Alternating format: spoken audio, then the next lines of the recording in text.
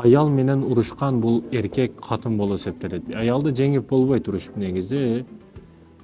Жеңген тагдырыңда дагы жеңилген болуп эсептелесиң да. Таяк тартыш боюнча жарыштар болот эле, 1-2 жолу барып катышып. Ошол жерде вестер тура келе турган болсо, эркекти аялга сала турган тема чыгып калган да. Ошондо айттым. Аялга түшө турган болсоң, сен, ошо чемпионго.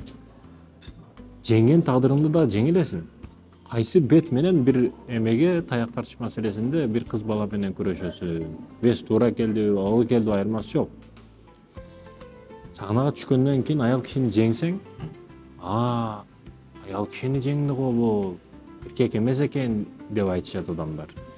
Эгер жеңилип калсаң, эркек эмес экен бул, аялдан дагы жеңилди деп айтышат.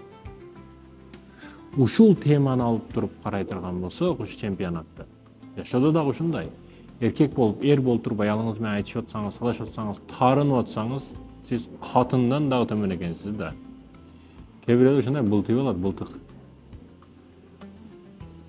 Болбойт. Аял менен урушуп болбойт. Жеңсеңиз дагы жеңилдиңиз ал менен.